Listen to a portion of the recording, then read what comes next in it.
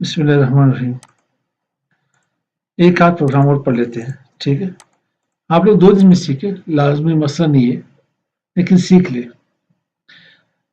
Scene ये कि आज की जो हम एचटीएमएल की जो प्रोग्राम बनाने जा रहे हैं, मैं इसे सेव एज़ कर लेता हूँ। क्या करता हूँ? Save as. इसमें 2 चीज़ें करनी है। एक तो बैकग्राउंड कलर देनी है। ऊपर से मैंने यहाँ पे हेडिंग देनी है। Background colour and heading use करनी है। Dot HTML. आप इसे सेव एज़ करें। तो मैं इन सबको नीचे क्लोज कर लेता हूँ। यहाँ पे मैंने टाइप करनी है DIT। क्या है? DIT टाइप करनी है। DIT में मैंने क्या क्या पढ़ाना है आप लोगों को? DIT हमारे पास है विंडोज ऑपरेटिंग सिस्टम है मेरे पास, बल्कि मैं यहाँ पे विंडोज की बजाय ऑपरेटिंग सिस्टम यहाँ पे टाइप कर लेता हूँ, ऑपरेटिंग सिस्टम। और हम लोग यहाँ पे MS वर्ड पढ़ रहे हैं, MS एक्सेल पढ़ रहे हैं, MS पावर पॉइंट पढ़ रहे हैं, ठीक है?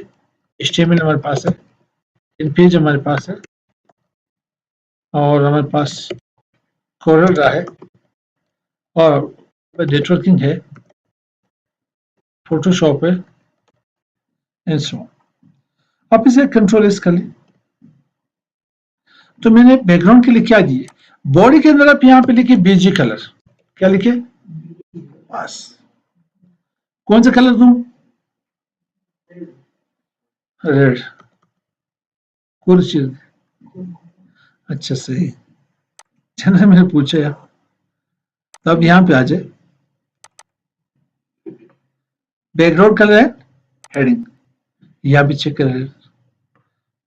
बड़ा तेज लग रहा है भाई आंखों को, चेंज कर इसे और कलर बनाते हैं, ग्रीन। ये भी सही, रिफ्रेश कर ले, ये सही। अब DIT अलग आना चाहिए मेरे पास, तो DIT को मैं हेडिंग दे देता हूँ। DIT को हेडिंग देने के लिए मुझे क्या करना पड़ेगा? कौन से हेडिंग? आप MS वर्ड में क्या करते थे? यहाँ पे क्लिक कर लेते थे, होम में आकर के यहाँ पे हेडिंग वन देते थे। यहाँ पे इसे एंटर करके वर्ड को आप यहाँ पे हेडिंग 2 दे देते थे, ठीक है? फिर यहाँ पे इसको एंटर करके हेडिंग 3 दे देते थे। लेकिन HTML में इसके कोड के लिए सिर्फ H1, H2, H3, H4 आपको यूज करना पड़ेगा। तो मैं बॉडी के लिए, सॉरी DIT के लिए मुझे यहाँ क्या पढ़ना पड़ा? H1। वापिस इन्हें यहाँ पे क्लोज कर ले, /H1, कंट्रोल एस करके इन्हें चेक कर लिया, रिफ्रेश कर लिया। ये आपके पास हेडिंग के लिए यूज की गई नहीं। बाकियों के लिए आपको क्या करना पड़ेगा? ब्रेक रो करना पड़ेगा। अब नेक्स्ट में मैं इसे ब्रेक रो भी कर लेता हूं, साथ हम लोग यहाँ पे ऑर्डर लिस्ट और दूसरी क्या पढ़ते? अनऑर्डर लिस्ट पढ़ते, ठीक है? एक बार ऑर्डर लिस्ट पढ़ लेते हैं, उसके बाद फिर अनऑर्डर लिस्ट पढ़ लेते हैं।